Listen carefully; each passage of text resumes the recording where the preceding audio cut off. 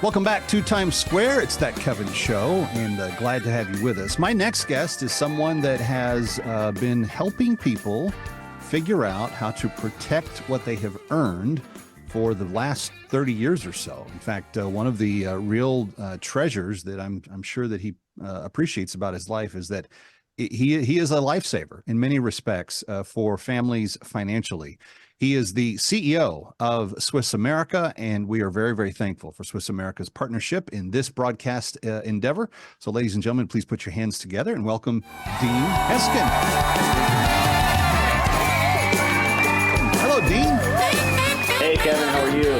I'm doing well. Appreciate you being with us. Great to be here. I've been telling my listeners about the war on cash, and I will never forget the first time I heard that expression.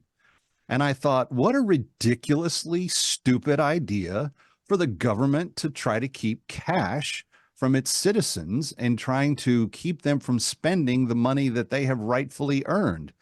And then I started looking into it, Dean, and I realized it wasn't hyperbolic. It wasn't anything else. It's a real thing. What's going on? It is a real thing. And unfortunately, it's become it's a very real progressive thing, meaning that day by day, it seems, Kevin, that more and more of our personal liberties, not just as it pertains to cash, but just in life, are kind of eroding away. But as it does pertain to cash, the privacies we have there, the abilities we have to use our money as we deem or choose to use our money, they're quickly going away. And we put this report out originally, I should know, but I don't off the top of my head, roughly 10 years ago. And certainly we modified or revised it over time. But it has been the Secret War on Cash, this report that we offer to people. It has been the most sought after, requested report we've ever done in the history of our company, which is over 40 years now. And I think part of the reason for the success is, like, we don't have to convince people or tell them, why this is a real thing, why that you're losing your liberty to your cash, because they are living it every day. And it's coming from in all different shapes and sizes and many different angles, meaning just the overall ability to use cash. A lot of places you can't even do that any longer. The changes and the restrictions that we've seen in the banking industry, especially in the course of the last year. If you follow that at all in our podcast that we do, we've been discussing that very extensively, where people have had their bank accounts literally just arbitrarily frozen, no explanation from the bank. And in some cases, in fact, there was one story in particular we highlighted.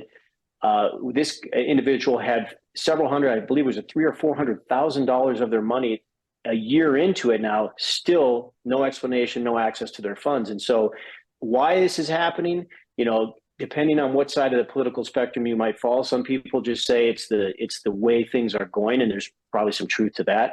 Other people say this is the way they're ushering in just stronger financial governmental control in literally all areas of our life, not least of which being our finances.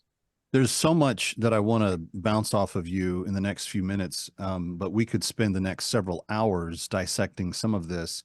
But when you talk about the government freezing accounts, my listeners and viewers will remember and know that when Joe Biden came into office, there was all this discussion about wanting to make sure that they now monitored things that they had not previously monitored.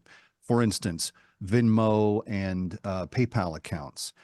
They wanted to crack down on people that work in the quote unquote gig economy, where if you're a musician or a babysitter or a plumber and you need to go do individual jobs and you get paid electronically, they want to snoop on all of the activity that you're doing, not trusting you to report what your activity is and to pay it on your tax form. They want to see it transaction by transaction.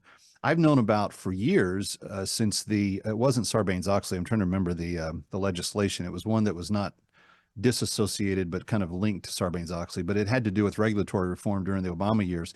And they approved a thing called the bail-in, where they could reach into your account, take money out, and just put a government IOU in its place. Any account you had that was electronic, they can do that. They can still do that. That is still the law of the land. as we sit here today. So when you start talking about government wanting to do away with one area of life that we feel like we have some sense of sanity and control over, and that is our own money. And if I want to store suitcases of it under my bed, I should have the right to do it. I earned it. It's something that I worked very hard for. So for people that are just hearing this for the first time and kind of becoming more aware and kind of associated with what we're talking about, why is this such something that you guys are so concerned about? And obviously you've had thousands of people, millions of people ask for this report. I want my people to get it as well, but why is it so vital? Well, it's the report itself is vital. Excuse me for the crud I was mentioning. As the old expression goes, forewarned is forearmed. And really, it's easy enough in life to just kind of idly sit back and watch things take place around you, because doing nothing is obviously easier than doing something. But if you start to really take a look and pay attention to some of these changes, some of these developments, what the Secret War on Cash report does is it highlights real life situations that are occurring each and every day. And, the changes, the functionality of banks our entire life was very simple and very practical, meaning we earned money. We took some of that money that we didn't need to use. We'd give it to the bank. They would hold it for safekeeping. Maybe if we were lucky, paid us, a nominal return on that money. And at whatever point we needed to go get that money, we would have access to it. That dynamic has done a complete 180, and a lot of it in the last 12 months. Meaning, as we just mentioned a moment ago, you have now them coming in and just seizing accounts, freezing accounts. Many cases, there is no explanation given. Now, in times past, banks would close an account or seize funds, if you will, due to perceived or presumed illegal activity, drug dealing, whatever illicit. But there would usually have to be some sort of legal precedent for that, right? So there had to be a warrant, a judge had to issue a ruling. There had to be something that warned you that they were going to do this. But everyday average citizens, Dean? Right. And we've, in particular, there's business owners who have been using the same bank for the same functionality for decades. And now all of a sudden they go put a cash deposit in, and that bank again just somewhat arbitrarily closes that account, and now they no longer have access to those funds. And the changes, why they're occurring, that's the $1 million question. Yeah. And, okay, hold that thought just for a second, because we're going to take a break and come back with Dean Heskin, who is the CEO of Swiss America. If you're not familiar with Swiss America, they are the industry literally gold standard for people that deal in precious metals. But if you don't get anything else out of this, I want you to go get this report, The Secret War on Cash. They will send it to you absolutely free. The number is 800-289-2646, 1-800-289-2646. When we come back, what difference does it all make? Stay here.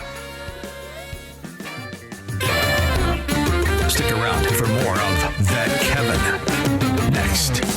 That Kevin Show with Kevin McCullough.